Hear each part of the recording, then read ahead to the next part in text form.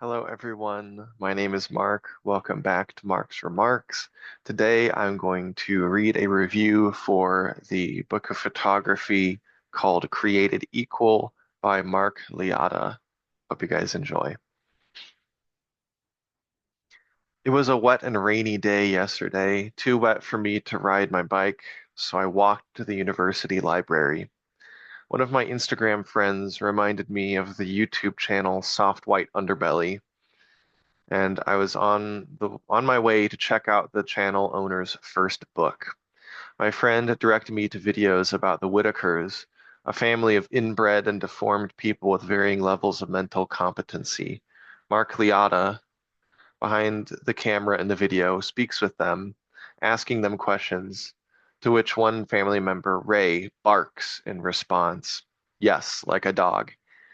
Mark's voice audibly trembles as he asks them questions, which is understandable given that apparently their neighbors pulled guns on him when he originally showed up. Over the course of the video, I felt my response shift from fear and disgust to pity and warmness, eventually learning to laugh along with Ray's nonverbal jokes. A remarkable kindness emanated from the family, even showing through their treatment of the many dogs on the property, all of which seemed well behaved and well cared for. At the start of the video, he mentioned he had featured the family in his book, so I wanted to see it for myself. When I found the book, I was surprised by how large it was. I genuinely had forgotten that coffee table books even existed.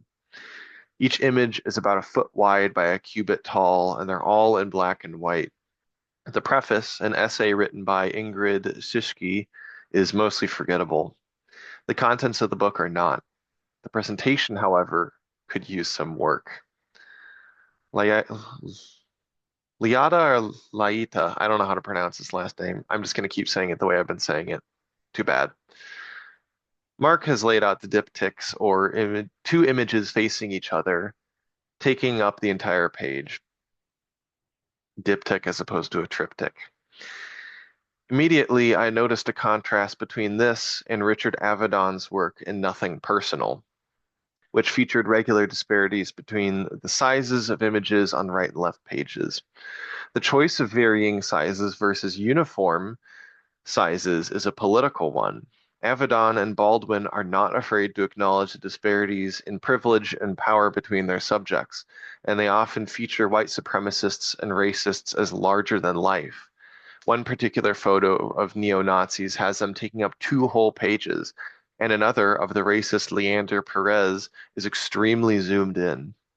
These contrast sharply with Liata's portraits, all formal, head-on, equally sized, sometimes feeling quite staged. The subjects usually carry tools of their trade, often held conspicuously within frame. Even this book's title, Created Equal, is a cliche which should have tipped me off about the uninspired framing of its contents. Ultimately, I'm conflicted with Liata's approach. It's important to show these images, but I think he does a remarkably bad job at it.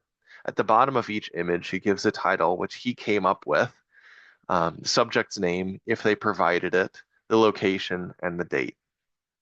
This means the only input from the author is that of a single line of text, as well as the choices of which pictures he pairs together. I understand that his intent was to ennoble the subjects he photographed, but his survival guilt slash white liberal politics lack the nuance you'd hope from someone who has had so much contact with so many diverse groups of people. He calls all of the Native Americans Indians. He calls one African American woman a crack whore. Almost every image of African Americans is juxtaposed with a KKK or neo-Nazi member. Note that I'm not making the same complaint as the top two low-rated reviews here on Goodreads. Both of those stupidly waste time counting the race and gender of people in the book, which completely misses the point. This book isn't trauma porn.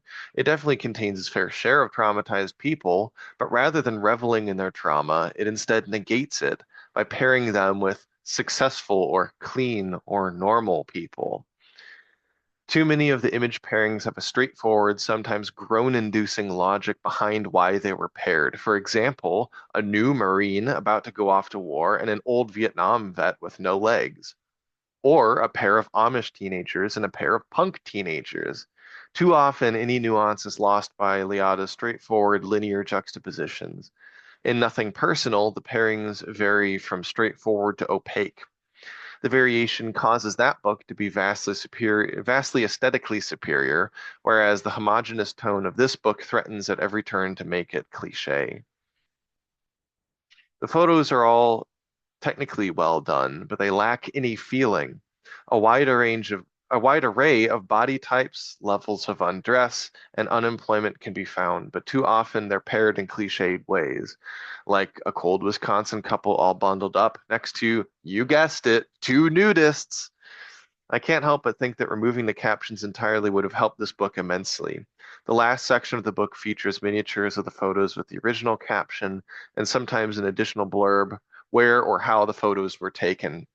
Without the titles next to the images, some of them might have been less straightforward, such as the assisted suicide patient next to the Holocaust survivor. With the titles present, all interest is removed. Suddenly, we have neat, clean explanation for why the two are next to each other. Without that pesky caption, we might have to do the difficult legwork of analyzing the images to see what they have in common and what differentiates them. Speaking of this last section, I noticed a couple of images, both of naked women, were missing from the main body of the book. When I was checking the book out of the library, a notice came up on the screen of the person checking me out, which said that two pages were missing. I didn't think anything of it, and I figured the missing pages wouldn't be missed.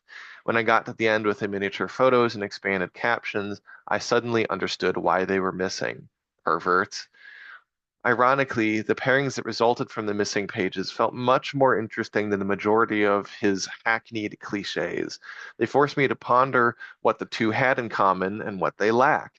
Those sort of pairings were my favorite, the ones where I got a chance to analyze thick manual labor hands versus vascular thin hands, or ones where I read the lines in one's face like a book versus the virginal flatness of another's youth. These aesthetic juxtapositions were vastly more interesting to me, but unfortunately they were uncommon. This has been a strange experience. Over the course of writing this review, I lowered the star rating from 4 to 3 to 2 stars. The more I thought about what Mark was doing with these photos, the more frustrated I became because I don't think he's all that good at this. Sure, he's empathetic to those people and apparently gives them some money for their time, but his politics seem comfortable and smug, like the Pharisee instead of the tax collector. The main problem with this book is best understood in contrast to his YouTube videos. In the videos, his subjects have a voice, even if it's sometimes unintelligible. In this book, his subjects are silent, used as pawns in a cliche political game. One especially boring pairing is a CEO with a janitor. The most interesting pairings were the least political.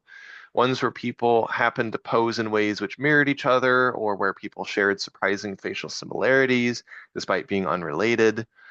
If he had approached this with more of an aesthetic focus and less of a lazy political agenda, the whole thing would have been much more successful. Oh well. Thanks for watching. Please do not like or subscribe. I won't see you in the next video. Thanks.